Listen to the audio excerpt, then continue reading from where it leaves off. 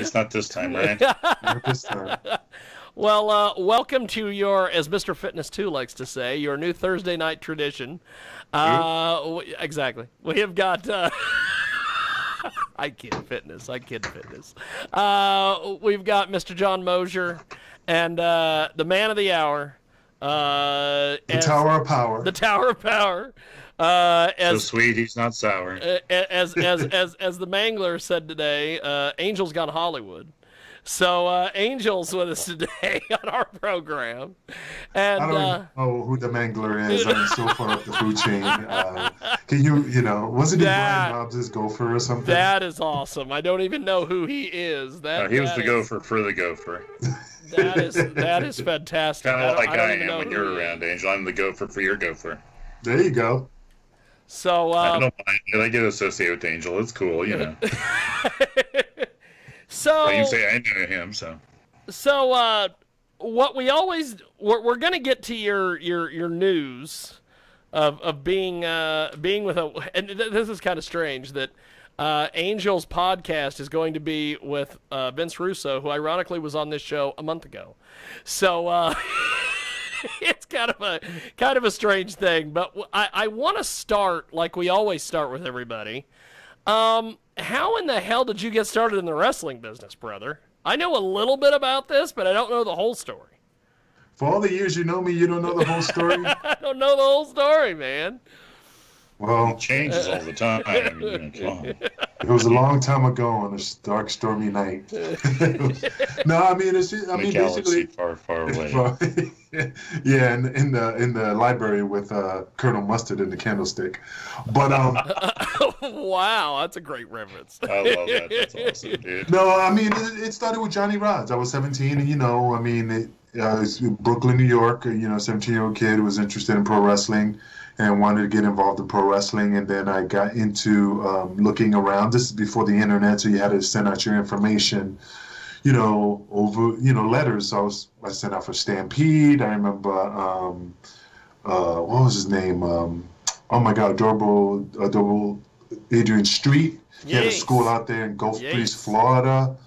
I got these pamphlets. I remember all these pamphlets I got from other companies. The schools out there. So, that's awesome. But I watched, basically I was watching Good Night New York, and one of the segments was Johnny Rods in the ring, and they said it was based out of Brooklyn, New York at Gleason's Gym, and that's where I oh shit, there's one in New York City, so I went over there. Wow. So, how do you, how long, because this is the thing that we always, one of the things we talked about, ironically with the Mangler one week, was the fact that some of these wrestling schools, they just throw people on shows sometimes. How long was it after you trained that you put you on a show? Well, back in the days, Johnny used to have school shows. So basically just to get your feet wet, not book you in actual shows. So he used to throw these school shows. We didn't make no money. We had to sell tickets and, friends and family and so on and so forth. And then once we got back, got back from all these shows, then we definitely were able to do actual shows that we got paid. But basically all the shows were at Gleason's Gym.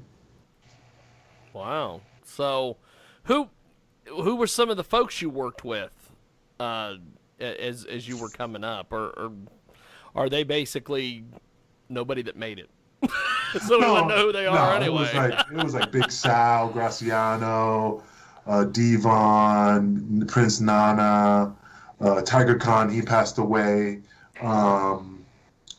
Matt Stryker. I'm just trying to remember all the people that were there, awesome. In there. Matt Stryker, Big Vito, of course, always.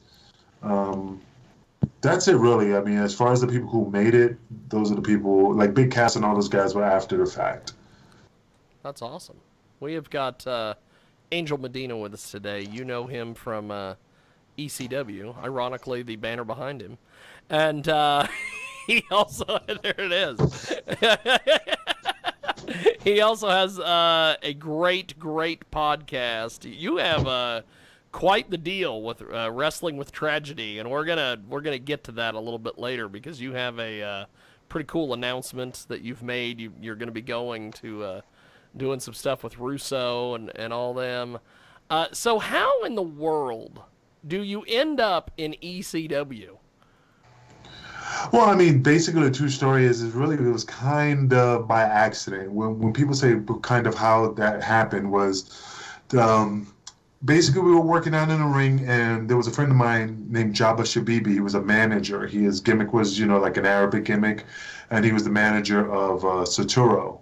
He looked just like the Iron Sheik. So That's one day we're awesome. just hanging out, and Gleason's working out in the ring, and he's, I say, hey man, what you doing this weekend? And he says, I'm going to Philadelphia, man. Devon's been inviting me to come down to try out as a referee. So this was like a Tuesday. So I said, that's cool, man. That's cool. I'm happy you're going down there, driving down to Philly, getting your feet wet. So then, let's say it was I think it was like a Thursday after that. I said, hey, man, this weekend you're going to Philadelphia, man. It's almost here. And he goes, oh, dude, I don't know, man. My car's acting up. I really don't know if I'm able to go. And I said, why? He goes, because my car's not working right and I don't think it's going to make the trip. And I said, well, hey, if it's okay with Devon, I'll be happy to take you down there. He goes, well, let me talk to Devon. So he spoke to Devon, and Devon said, well, Angel is more than welcome to come. Just tell him to bring his gear, and then, just come down and work out. So I went down. I worked out with Guido. I remember it was me and Guido. We had a match. And then after the workout, and the way it was set up is that before a show, Tracy Smothers used to get all the boys in the ring and stretch and, run the ropes and just like a basic workout. So that's how the reason I was working out with Guido. So then after the match, I was going to the back, and Paul was like, as soon as you walk through the curtain, the first person you'll see sitting as a table, and it's Paul Heyman, Sabu, and Rob Van Dam. And Paul's talking to him. You could tell he was going over their match for the evening. And he looks up and he's like, and he tells him, hey, hold on a second. Hey, kid, come here. And I walked up there and I said, yes, sir. And he goes, hey, I like what I saw. And he's still thinking. I could tell he was thinking about the match with Sabu and Rob. And he goes, just stick around, kid. Stick around. And I was like, huh? He goes, just stick around. So the first thing I did is run to Devon. Hey, Devon, I don't understand what Paul's talking about. He said he liked what he saw and he wanted me to stick around. And he nodded his head and he closed his eyes and he said, brother, if Paul tells you to stick around, you stick around. And I said, but I don't understand, Angel. Just shut up. Trust me, just stick around. And that's how it just panned out. I just kept coming to the shows. That's awesome. Now, I know a few years ago, we were at a, I think it was it a Hooters? I don't know. It was a Hooters or a Twin Peaks or whatever in Wichita. And you were telling me this story about getting screwed over on royalties by WWE with action figures of the video games or something. Well, I mean, yeah, basically, I mean, when the ECW folded, I mean, they were still selling the video game, the action figures. I mean, the action figure of the Baldies were never finished. Apparently, they were going to be done, and we saw the dynamics of it. Oh, yeah. Like a prototype. Yeah. Yeah, but it was not really like being manufactured, so it's probably somewhere in somebody's warehouse somewhere, or in a basement and somewhere. But anyway.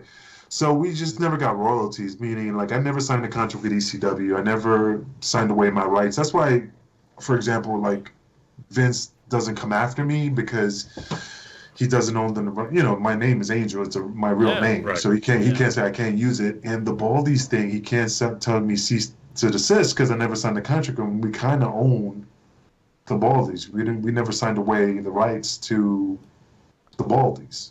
So that's why he can't coming. I mean, now that I'm putting it out to him, I'm like, hey, he goes to his Jewish lawyers. Hey, we gotta make some money off this shit, So Jewish lawyers, that's fantastic. Gotta have a Jew lawyer, man. You can't have no regular lawyer. A Jew, a good with teeth. Wow. That's the truth. If you're gonna get a lawyer, you gotta get a Jew lawyer with teeth. Gotta watch out, you're in the same boat that Deshaun Jackson is. Fuck him. I'm just joking, dude. So Bring it on. I love controversy. So Angel's an equal opportunity offender to That's everybody. right. He doesn't treat anybody That's special right. about it. I treat everybody equally worthless. That's That's right. what I'm saying, you know. That's what I like about him, you know. So how do you end up in Kansas of all places after doing all this stuff? Well, Did you say statute of limitations or something and they wouldn't find you here? nobody comes to Kansas. Everybody leaves Kansas. No, but seriously, it was more like a fluke. Apparently, after September 11th, I was working for IWA, Victor Quinones' promotion. Me and Dutch Mantel, you know the story about Dutch Mantel. We don't Yep. get along. Fuck him. And hope he dies. I'll put it out there. Fuck him. Fuck him. You Wow. know, and apparently I was just kind of pissed off. So when September 11th happened, one of my buddies over here was like, "Hey, they called me to see if I was okay." And when Yeah. they found out, I was like, "Man, dude, I'm not in New York. I'm in Puerto Rico." And they were like, "Hey, why don't you just come down here and hang out? Instead of going all the way to New York with all the chaos and anarchy." Let things cool off and just hang out in Wichita, So I just changed my plane ticket and just flew down and hung out. And then I'm like, yeah, I like it. The white women are easy. They love this dark meat.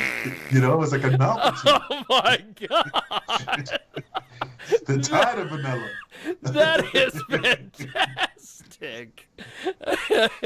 Well, I think that's when I met you at Gold's Gym or whatever. I think you were just in there and stuff. One of the guys that was the trainer at Gold's Gym was like, "Hey, you're like a wrestling freak, aren't you?" I was like, "Oh, yeah." He goes, "There's a dude back there." I was like, "Oh, holy shit, that's the dude Angel from the Baldies in ECW." Like that, and you couldn't have been cooler. I think you were more surprised that I was that much of a freak that I knew exactly who the hell you were right then. Well, I still get it. I still get like when people come up to me and say, "Hey, are you so and so?" I pop for it more than they pop over seeing me because I'm like, yeah, I don't consider myself nobody special, but it's just fun when they recognize me, and I'm like, hey, man, fuck it, it's cool, What I always It's part think, of gotta stay humble. what I always thought was funny was way back in the day when I started hanging out with Mr. Mike Gooseby. He used to tell me, he's like, I know Angel. I'm like, Angel? And he's like, from ECW. We're boys. I know Angel. And I then wonder what happened to him. And then one time I mentioned to you, I said, Mike Gooseby. And you're like, who? And so then I had to get a hold of Gooseby, and I said, Angel didn't even know who you are. And he goes, what? And then he starts, doing his usual The stuff. problem is that my circle of friends is really short. Like you guys are my friends, and my God, I mean, I have because everybody's like, you know how many people I meet, and then they go, "Hey man, how you doing, man? Was it the last time I saw you?" And I'm like, "Yeah, I remember." And I just keep fishing for like, "Yeah, you bought me the Dunkin' Donuts," and I'm like, "Oh yeah, I remember now." I just keep fishing. I just keep fishing. But I'm not trying to be a jerk. It's just so many people I know. I can imagine, dude. Yeah, so I'm Especially just going all over the place. Well, Yeah. that too. So I only remember people who keep in contact with me, basically. So you end up Wichita, and then you're wrestling some indie stuff, and then you were doing some podcast stuff, and now you're doing the podcast thing again. So tell me about how this all leads in to you hooking up with Russo and them. Well, I mean, the original podcast at the time was, it was with my friend Mark, and it was called Wrestle Out Loud, and he was a good guy. It's just that his commitment issues were just very. I mean, we were at the pinnacle of when podcast was podcast. They were going. I can't even remember the sites we used to go to off the top of my head, but it was like when it's just like AOL when you had to use dial-up and stuff like that. How podcasts used to be going. I forgot the website you had to go through. But anyway, I mean, Mark was a good guy. He knew production. He was just not committed enough. One minute he's fine, the next minute, pussy pulls more than a tugboat, and he was just always getting hooked up with women, and then kind of. You've got some great lines, by the way. kept putting us in the back burner, man, and so I finally got fed up. I'm not mad at him. It's just we kept taking 2 steps forward, 18 steps back philosophy. Yes. So Yes. he's a great guy. Like if he put his mind to it, we would have been one of the, I can't say top podcasts, but if you started in the beginning when podcast was happening, you would have Yes. been one of the top guys. Yeah. Like basically like a founding father. I don't know, but Mm. so anyway, I hooked up with Pierce Austin from Australia, great guy, and Kevin Rodriguez. I did with Pierce. I did his show called Shooting the Shit Uncensored. He wanted me to come on, and we did same questions and answers. Oh What yeah. I like, wrestling topics. So after the show, we really hit it off, and then I hooked up with his friend Kevin, who has a podcast called The War Room, who's pretty popular. That's So as awesome. we were sitting down, not sitting down, but talking about like, hey, Angel, how come you don't do a podcast? And of course, I explained about, Wrestle Oh Out yeah. Loud, and they go, well, you should get back into it. And then and I said, well, I didn't want to do a regular podcast of the same old questions. Like, hey, this is the Kingpin, and right now we have Big Vito LaGrasso. Vito LaGrasso, can you tell us how you got into professional wrestling? Well, motherfucker, I already know. I've been there. I was part of it. And I just didn't want to regurgitate the same Well, topics that everybody else does. that too, and that's one of the things like with you tonight. I wanted to keep the whole how you got into the business thing, and that worked because we kept it short and everything because realistically everybody knows, all about your ECW time and everything. So yeah, that was excellent. But so you guys end up you get this show put together. Yeah, well, basically, the show, we wanted to do something different. We wanted to do something unique, and we figured that Wrestling with Tragedy is just focusing on the topics that are hot today, meaning like the Chris Benoit stories, the Eddie Guerrero stories, the Ring Boy stories of WWE and WF at the time, all the scandals, all the things that we are not afraid to talk about. We, like us. And Yeah. of course, I mean, like I said, they don't rock the boat. Me, I'm the most controversial guy. I don't give two shits if I get fucking Triple H pissed off.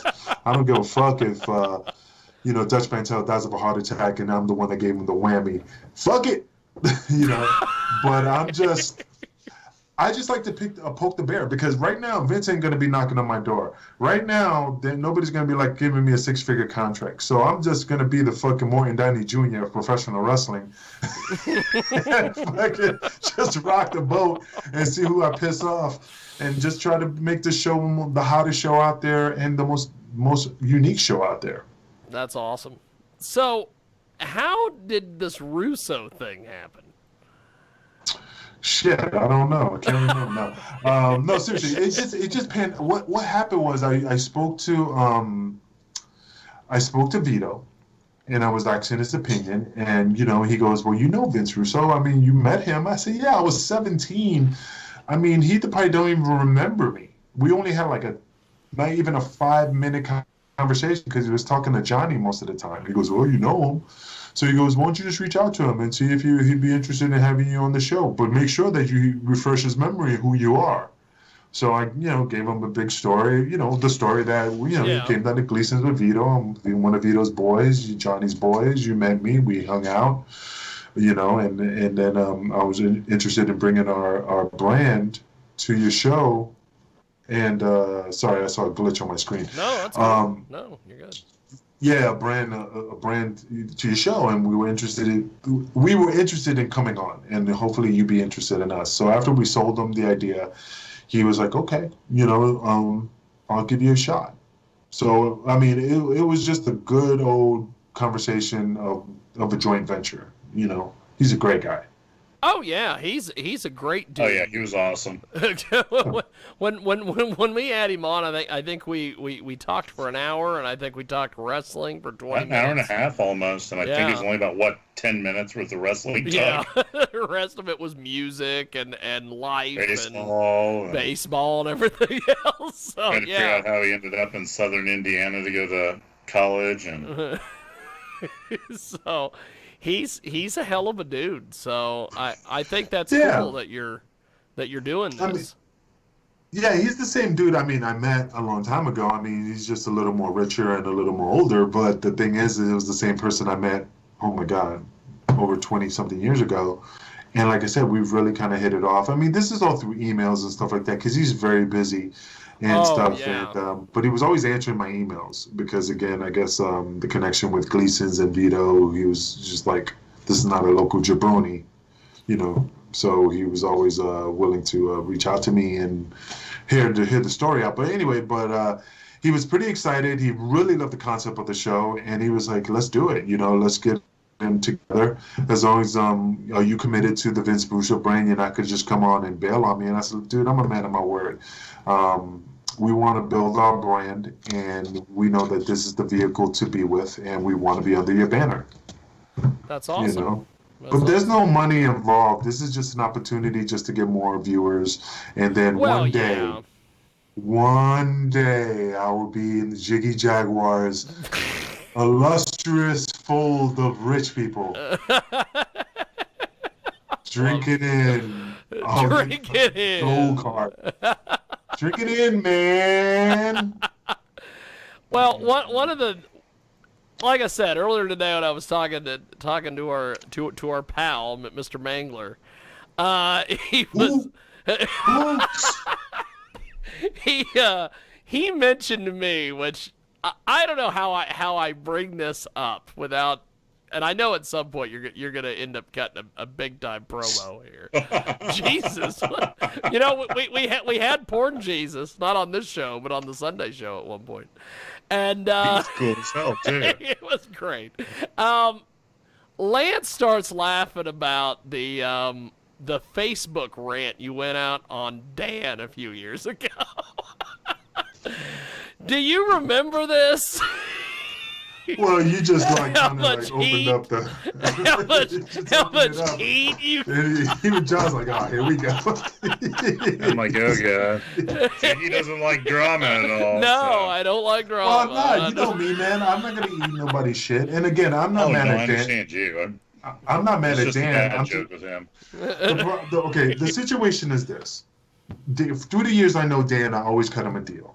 And he was always like, brother, you know, like, I could hear the violins playing in the background saying, brother, you know, money's tight, you know, we can't afford it, you know, it would really mean a lot to me if you could do it for this much. And then I'm like, all right, brother, I'll do it, you know. And then every time I did a show, he's like, brother, let's just use a round number. Let's use $300. Let's just use that. Dude, I'll only pay you $300. Okay, that's fine. You know, that works. Well, yeah. And then the next show, he's like, oh, brother. I only can pay you $383. I mean, $283.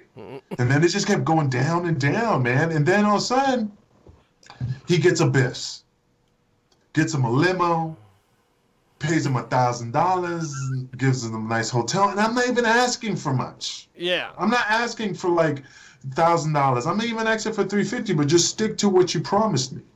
If he would have said, Angel, all I can pay you from this point on is $200 flat. Yeah. I would have accepted it. But every time he kept pulling the heist button, and every time he kept bringing other people in, he's dropping coin. He's like Scrooge McDuck, just dropping gold doubloons out of the sky. Everybody's catching it, and it's just landing around me like I got the plague.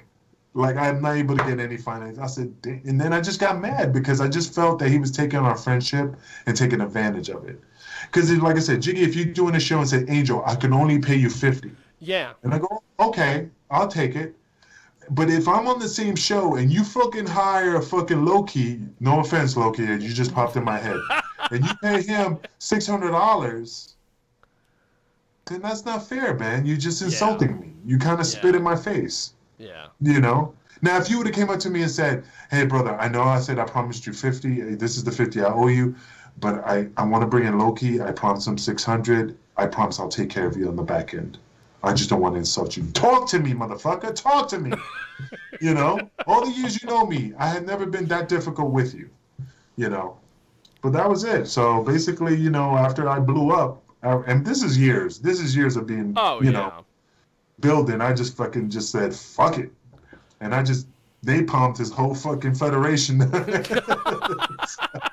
I should have worn one of those fucking like William Dafoe, not William Dafoe, fucking from Apocalypse Now, where the fucking Yankee, the fucking cavalry had and go, I love the smell of napalm in the morning. So because that shit just came across his fucking ring like an explosion, you know. And then his wife, which he's no longer with, she got involved, and I'm like, bitch, you're not in the business. Keep selling those hot dogs and T-shirts in the back. Don't get involved in a man's conversation. And you know, if I want your advice, I'll ask you how to season a roast, and I'll take that to the fucking. I think that was his biggest problem back in the day was her, because she would sit there and piss off more people than anybody. Because she was, and again, I'm not trying to knock her. I mean, she didn't know. Yeah, I mean. But she was just like, she was living off the Dan hype, you know? Yeah. Well, I'm Dan's wife. I could act the way I want to act and treat you guys the way I want to treat you. Wrong nigga. You're black? I'm black. Really? Holy shit, this is a revelation, dude. Revelation. We didn't know Angel was black. Oh my God. One of the things that I remember, and I found it the other day when I was going through YouTube, an old match that Angel had with, I believe it was Mike DiBiase, out there in Hoisington. I remember that. What did you think, old Mike DiBiase? Because I'll tell you, when that guy showed up, he looked like he was, he looked like a pro wrestler. And then it was like after the show was over with, he didn't want to take photos. He didn't want to sign autographs. And I know at one point, Rick Steiner was on that show, and Rick was watching him do all that. That was a different one. Well, DiBiase was the only guy that was... DiBiase and Angel were the only two, because I was there on that one. Well, I knew there was somebody that... it might not have been Rick Steiner. Was somebody that was watching all this. And they were standing there, and they were like... He's just bringing it up because he knows that was the day... Rick Steiner, I could close my eyes. It was Rick Steiner, Hardcore Holly, because he beat the brakes off of fucking Jammer. Yeah. And Jerry Lynn was there, and Al Snow. Yeah, Butch Reed. I'm trying to remember who else was there. Dude, everybody remembers who was there because when Jammer got his ass kicked, sorry Jammer, Jiggy brought it up. It was like in the movie Frozen. When that happened, everybody was like, oh shit, what's going on? Jammer, I felt so bad for him because I'm laughing now because it's funny. But back then I'm like, dude, I'm so sorry. And then Hollywood came up to me and go, what the fuck is up? Because he froze. He froze in the ring. And he's asking me like, dude, what the fuck was wrong with your boy? I'm like, dude, I don't know, man. He froze, I guess. Yeah, but Holly was so used to working a much different pace and style on things. Yeah. And they really didn't go over much beforehand. And I think that was the biggest problem on that one. Because Holly was cool as hell to me like that. So was Al Snow, Jerry Lynn, all of them. Butch Reed. Butch Reed is freaking hilarious. Oh, yeah, it was all. I still got the pictures, but the thing is, Jammer was like, that's the day Jammer quit. That is the day. Yeah, he got kind of fed up with the whole thing then. Yeah, he was like, I remember he goes, I'm done. I quit. I said, come on, easy, brother. You're not going to quit. Just let it go. Easy, bro. It happens. You froze. It is what it is. He was like, I guess the beating, I mean, I can't even say it was a beating because I wasn't in the ring, but it looked like, yeah, he, from where I was standing at, it looked like an episode of Roots. It was just like a... Wow. No, you're right. I was out there ringside. It was just like, I think he wanted to hit back, but I think he was also thinking like, okay, if he's hitting me like this, and we're just supposed to be working, I don't know if I want to sit there and try it, Kind of a look on his face at the time. But, yeah, it was like, I mean, you could tell both of them were getting frustrated. I was there, and... I think Jammer would be able to take him. I mean, I'll be honest. I think he could have. I think he could have sit there and gone toe-to-toe with them for a while, but I just don't think Jammer knew exactly and wasn't quite sure and didn't want to screw everything up for everybody and stuff. Yeah. So he didn't want to cross that line. Yeah, he's just... Exactly.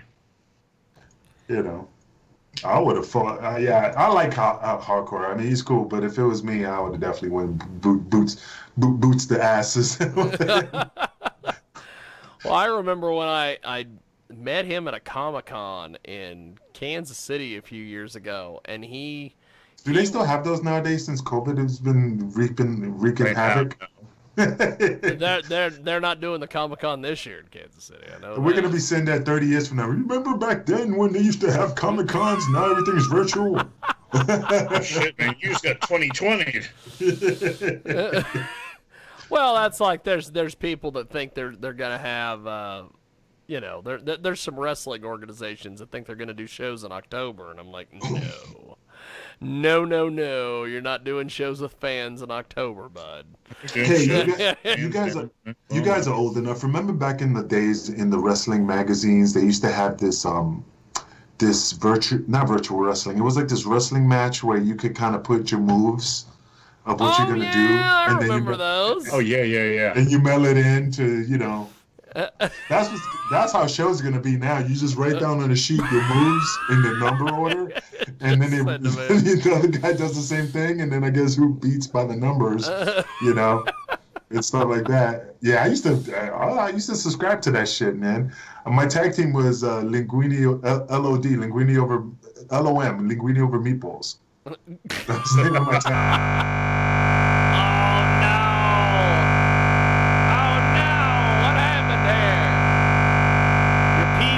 Into a problem. That would help. Back from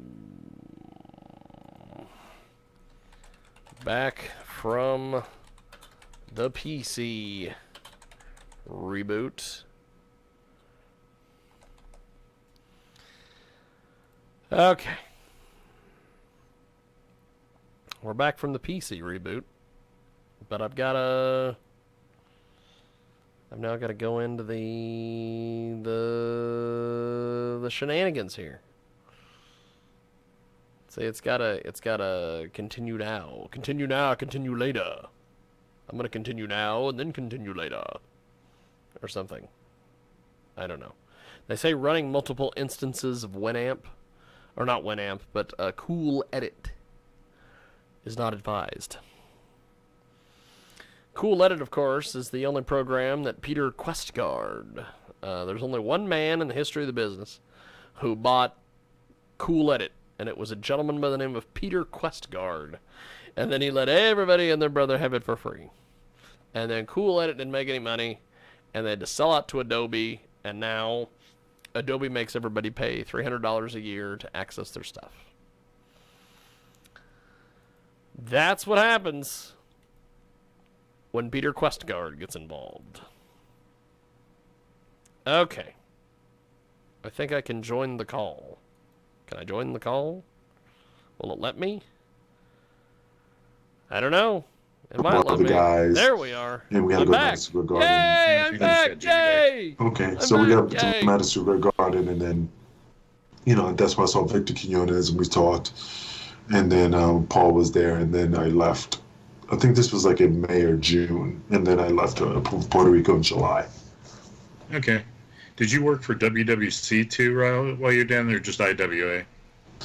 No, the only way you work for, it was kind of like a flip-flop thing. Like, if you was working for IWA, and let's say you were working for them for a year or two, and then they let you go, and then you go to WWC, work with them for 2-3 years, and then you go back to IWA. It was like a, back and forth type of thing.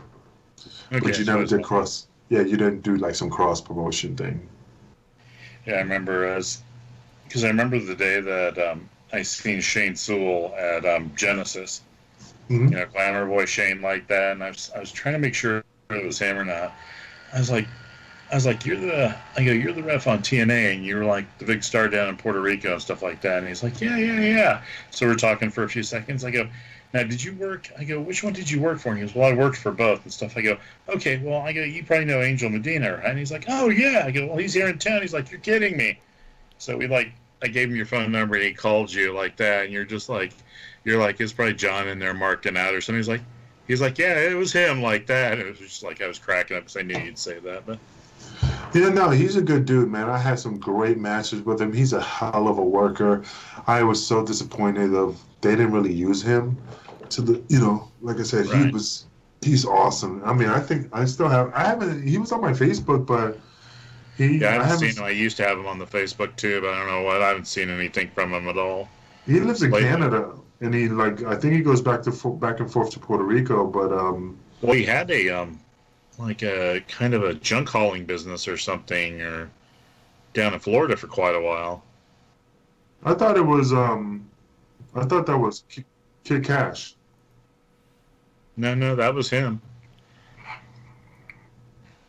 There we are. Mm. Okay, I Hey, can you be back? heard. I can be heard now. Yay. I love technology, but then sometimes it fails, and when it fails, it's not good. One of those things, if you just didn't stream so much porn, Jiggy, it probably wouldn't ever hit Well, your that computer. too, that too. I've been doing a lot of work on Pornhub fairly recently, so I've had to get things going there on the old Pornhub site. So that's What, that. you doing something on Pornhub? Well, someone did a That's the regular stuff. someone did a targeted attack on my YouTube channel a couple weeks ago, and reported all my porn videos and was making all these nasty comments. And so I just decided, well, we're just gonna do this. I'm just gonna remove all the porn interviews from YouTube. We'll just go put them on Pornhub. I'll re-embed stuff to the website. We'll just do it that way. So that's basically what I've been doing the last couple weeks. But when I came back in, you were talking about Puerto Rico, and that was one of the things I wanted to ask you about. Is it as crazy as everybody says it is? I love Puerto Rico. I love wrestling there. It is crazy, but it's a more of a scientific wrestling of old school wrestling that I just loved. It was just something so simple and really got the fans involved. Like you could just like get a headlock and two elbows to the stomach, and then the guy runs and you pull him back in by pulling his hair. It's just really like it was old school. Because I've seen some old Puerto Rico stuff, or seen some of these different things, and it looks like wrestling, but like last week we had Dusty Wolf on, and he said it's as crazy as it is. So like with you, you're like, the way I looked at Puerto Rico is it was kind of like a less clusterfuck of Memphis, because it seemed like the same thing. Memphis did a lot of stuff, but you never knew what the hell or where they were going. At least with the Puerto Rican wrestling, you knew where they were going with something, No, they had some good storylines. Like I said, it was fun. It was just exciting. I had a great time, great bunch of guys. I mean, and like I said, it's just the outcome of that was just me and Dutch was not seeing eye to eye, and I was just not gonna eat nobody's shit, especially after ECW. I was just kind of bitter, so I was just like, fuck him, I'll pour battery acid all over his feet.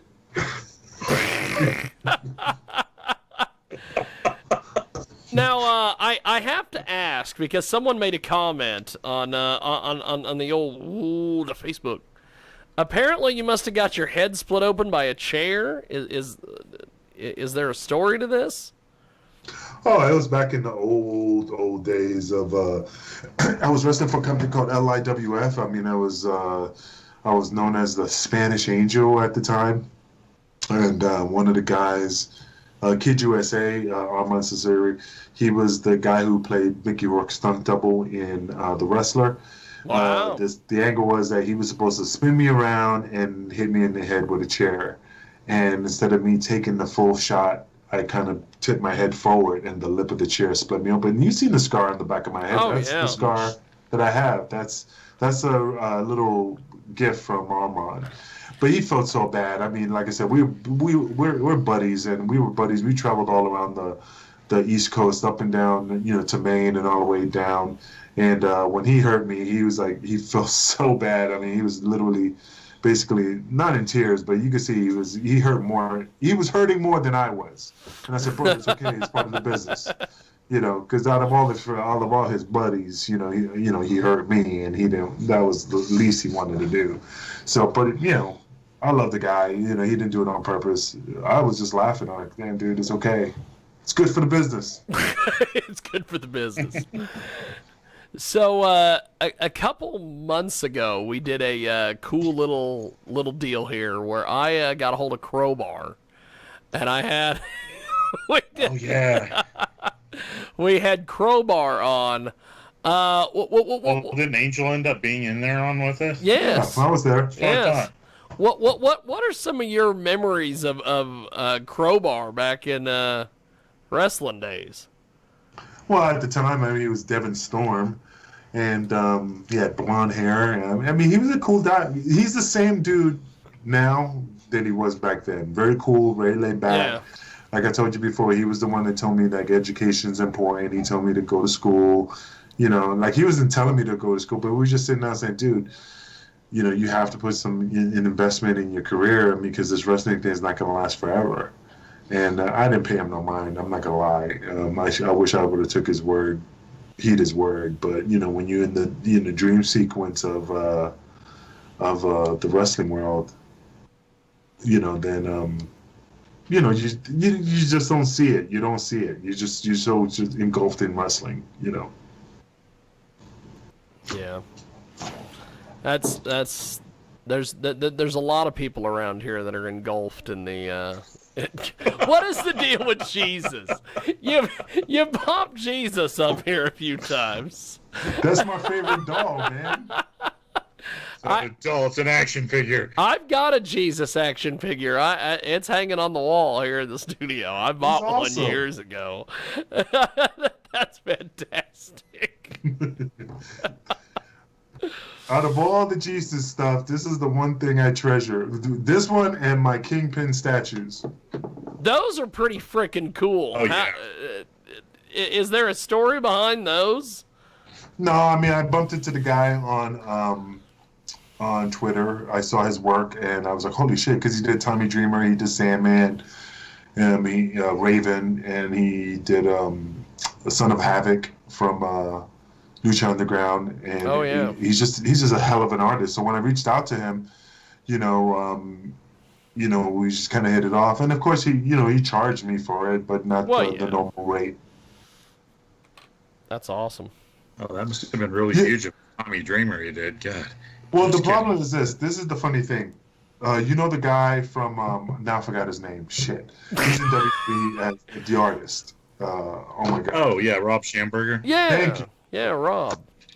Perfect example. When Rob Schamberger was in the beginning of his career, he was always reaching out to me. He goes, "Hey, Angel, I'd be very interested in painting a portrait of you and DeVito." And I did the typical, brother, right now I'm kind of busy, you know, but definitely get back to it. So he did like the Cats in the Cradle song. Every time I was just always busy. Finally, when his shit was kicking off and I reached out to him and said, "Hey, brother, I'm available now." Well, right now, I'm kind of booked. I'm with WWE. And he wasn't being mean, but it's true. When he had time, I was pushing him to the side because I was too busy. Yeah. And now when I have time, he's pushed me to the side because he's too busy. So I realized that was a lesson learned. Because now he's famous, now he's with WWE and he's doing all these things. I would have been one of the front runners of his artistic creativity, just like a Picasso. I'm not saying that's what it's gonna be, but you know what I mean. Yeah. So the same thing with these statues. He's starting out a business. He's making these great statues. I won't be surprised WWE picks him up, and then if he does get picked up or whatever, I could say, well, I was one of the first to have his work.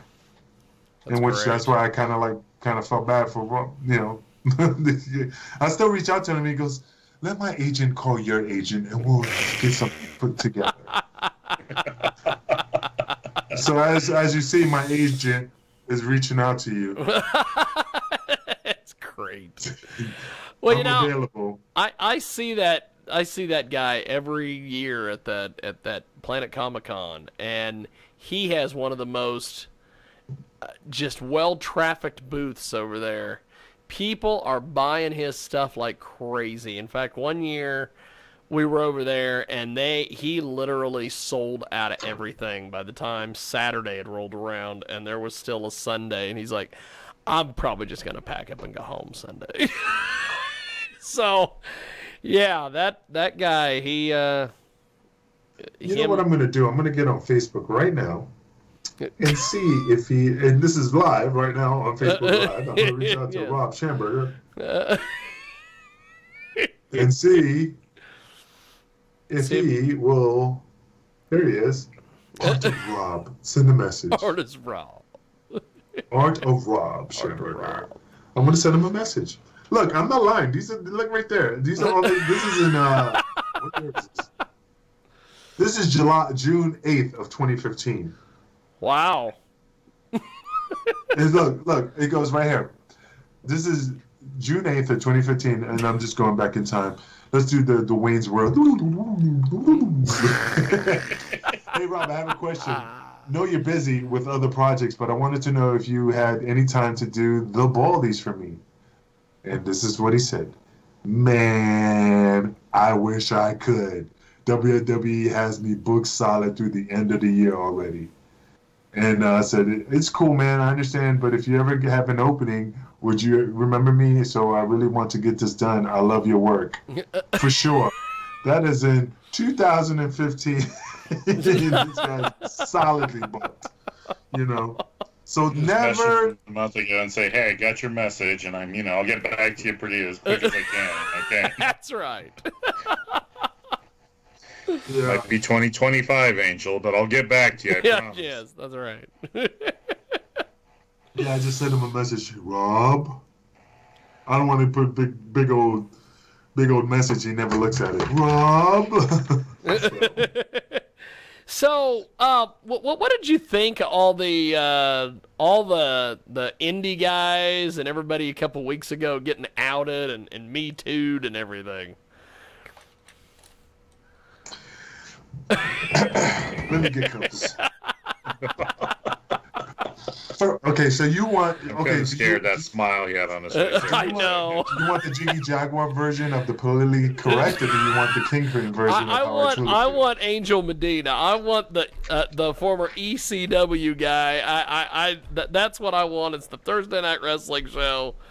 That's what I want. I What I think of in regards to this calling out movement, or is that it's to me it's bullshit, because the fact is this: it took you all these years to come out. I do feel sorry for you if this did happen to you, but why wait all these years? Well, Why wait all of a sudden when there was no, right now to this point, let's say 3 years ago, 4 years ago, now there is no evidence, there is no proof, there is no police record, and all of a sudden these people are saying, like, making these allegations, and the problem is that's the word, allegations, and people are losing their jobs without the due process of an investigation, of looking into these matters before they even consider firing that person. All these things of like, oh, he did this, and oh, he touched me here. Show me the Carfax. Show me something that you're showing me that did this happened. I'm like stuttering. Tourette's is just kicking in. But that's what I'm saying. It's just that I feel bad for these girls and guys that it happened to them in their lives. But come on, man. All these years later, now you're bringing it up. Oh, well, he touched me. He did this to me. Yeah. And put it this way: no offense to none of these women, but you put yourself in those situations where you could have said no. You could have left. Well, nobody degrades you, and you have two legs to walk away. Why? I just felt like I had to do it. No, bitch. You have a voice. Well, if you feel awkward, you feel comfortable, keep a stepping. Well, and there's some people that I've talked to. That are like Joey Ryan, the guy that everybody he wanted everybody to touch his dick and do all sorts of stuff with his dick. Oh my God, that guy sexually harassed people. But that's the thing. If you knew that was his gimmick, and he came up to you just like in any wrestling show, says, "Hey, I have a spot. Duck the clothesline, duck the elbow, arm drag, penis of death," or whatever he calls it. Cock-a-doom, or whatever he calls it. Cock-a-doom, yes. How many times, John, we've been in the locker room, and I'm not saying you, for example, yeah, but I know like, what you mean. You're sitting there and you go, "Hey, man, I'm going to come in, slide in the ring, kick you in the stomach, hit you in the chair," and then you go, "No, I'm not doing that." Right? There's either yes, exactly. I'm going to do it, or no, I'm not going to do it. So it's the same fucking thing. Joey Ryan is nobody special. No offense, Joey Ryan. I'm just saying. He's not Triple H. He's not Hulk Hogan. He's not the president of the United States that will ruin your career. I'm just saying. You could have said no, but you decided to do it because you were afraid that maybe this will affect your career. Yeah. And I just think it's bullshit. I just think a lot of them, not all of them, is fabricated. Well, and he came through Salina a few times and wrestled up there for Kansas Wrestling Revolution. He couldn't have been a nicer guy. So I don't know. I think a lot of the stuff that people have. But you know what the funny thing about this is? That this is where the controversy begins. Vince McMahon, Triple H, Stephanie McMahon, all firing all these people from the guys in the UK, from all these other guys who fucking and Triple H goes into this meeting. We do not condone this type of fucking act in the World Wrestling Federation or the World Wrestling Entertainment. Yes. We would not tolerate this sort of behavior. But fucking Vince McMahon has a story about him fucking in the tanning salon with one of the female refs back in the old days. What about the Pat Patterson story about the fucking young boys? That too. But he's still working in there. That too. You know? He's still giving them finishes. Yeah. Yeah. Literally, What about Hulk Hogan and Yes. Bubba the Lud Sponge when he slept with his wife and they recorded it and became this big Gawker That scandal? too. That's too. one. We're not gonna You put know? up with it, but he's back, brother, dude. What about and I love the guy. I'm just saying. What about Superfly Jimmy Snuka, brother? And you know, and the Jimmy situation Snuka. with Nancy. Oh yeah, that Nancy Argentino chick. Okay. I mean, but again, remember that's allegations. There was no proof. There's just this is the story. He's still in the Hall of Fame. So I mean, like I said, when's enough's enough? When is it gonna stop? You know, I'm surprised. Like when they talk about the Black Lives Matter movement and knocking out all these Confederate things and General Lee. I'm surprised Al Jolson is not getting pulled off the Hollywood Walk of Fame because he did blackface in the 20s. Well, I'm totally in agreement with that. I understand exactly where you're coming from there. Nobody Yeah. brought that shit up. Nobody's taking Gone with the Wind off TV because they had the black lady, the Aunt Jemima looking lady. Actually, they did pull Gone with the Wind from the libraries and stuff. HBO Max. You can't watch it on Netflix or any of the streaming services right now. And it's weird because what's funny the lady is- that you're talking about she's from Wichita. Yeah. And she Katie was the McDaniels, first she was the first black lady to ever win an Emmy Yep. or Oscar or whatever Oscar, it it was. was Oscar. The But first. you know the fucked up part? Then if that's the case, are you gonna remove all the presidents from back in the days? Because half those motherfuckers own slaves. So you're gonna pull off Lincoln. Well, what I think's funny about Washington, the all of them. the Aunt Jemima stuff is that her family is really proud of the fact that she's on that. She's on those bottles, and they're pissed that they're taking her off there. They're like, no, I'm we never want gonna buy to it keep to her my on again, there. man. I'm not gonna. I bought it because a black ass was on it. What are you gonna do? Take the black guy off the Uncle Ben's box? Are you gonna take the black dude off the? They did. Yeah, Uncle Ben's. They took Uncle Ben down. He's gone. Same time they did with Aunt Jemima. Are they gonna do that with the Quaker guy? The fucking no more Quaker Oats motherfucker on the cover? That's the case. That's Something. No more quick oats, motherfucker. Are they gonna take the fucking tiger with the Casberry egg? Bark, bark, bark, or the fucking roar? That's awesome. Because he's fucking portraying that he's a rabbit. Come on, man, enough's enough, bro. I could say it. The Black Lives Matter movement, yes, it's important, but a lot of the stuff in that shit is bullshit. And if anybody got issues, I'm on Facebook. You can Well, I reach. think the message is right, but the organization isn't pushing that message. Yeah, There's a big difference between the two. hell of I a don't deal. Well, as I just feel that this is gonna be like in the movie Demolition Man. Yeah, that's how I feel this was gonna be. We're gonna be wiping our ass with fucking shells. Well, as we wrap up here, Angel, Well, we can wrap up. You fell off like 40 minutes ago. You still owe me 40 minutes of fucking airtime. how do we find your stuff? How do we get the podcast, and when do you start with Russo and everything? Well, you can definitely find us on Wrestling with Tragedy on YouTube. We'll also definitely go to Vince Russo's brand, and we're definitely on there. We're about to be on there real soon. We're just finalizing some to the timeline of when we're going to be on. But and again, you can find myself on Facebook. A.Medina 262 on Facebook. A.Medina 262 on Instagram. I do have a TikTok, but I don't dance on that motherfucker. Yeah, I don't know anything about TikTok. You know. I've got my porn career, those 15-second things. That's about all I could do anyway. I've got the Pornhub thing, and I've got the Chatterbait account, but the what? Chatterbait,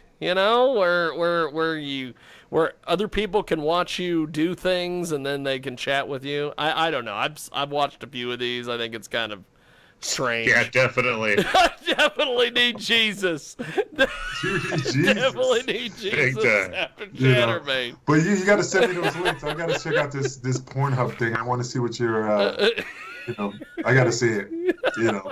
Are you guys gonna stay on YouTube once you move over to the brand, or you get? Yeah, I mean, we're still gonna be doing. We're just trying to figure out the right move. That we're still talking to Vince Russo to see how we be able to play that out. If it's just gonna be on his brand only, which again, that's fine. You know, again, that's just still a voice, and So we just got a lot on the table that we're still trying to iron out. Oh, I gotcha. That's cool. And hey, Jiggy, I really appreciate you having me on the show. Oh yeah, but you tell the Mangler. Have his agent call my agent. Maybe we'll do lunch. Yes. See if we can maybe do a painted picture from Rob Schamberger to send to Angel. And... Oh yeah, something. Yeah. Well, it's been fun. We'll definitely do this again next week. We're supposed to have Lodi on. So I thought he died. No, Lodi's still around. Oh, that was Kiwi. With the crazy hair. I don't know. Oh, yeah, I know what you're talking about. They all look alike. They all look alike. One that Alan Funk or something, too, or something like that. Yes, he did the Funkamaniacs, dude, and all that stuff. You know who you should get on? Prince Iakea. Remember Prince Iakea? And then he was like the artist formerly known as Prince Iakea. Yes. Okay. I'll try to track him down. Now, was he Curtis's son, or was he not related to them or not? That I don't know. Because I know King Iakea had two sons, but I don't know if he was one or not. So wow, that's a deep dive. I didn't. Sorry, I'm a complete wrestling nerd. No, that's good. Well, Angel, thank you, sir, and I will talk to you soon.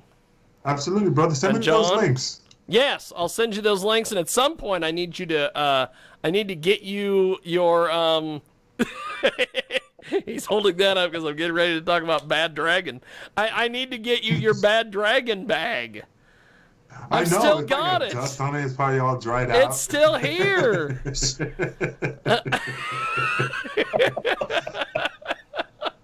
All right, brother. Have a good night. Thank you, sir. Thanks, Appreciate man. it, John. Later. And there we go. And we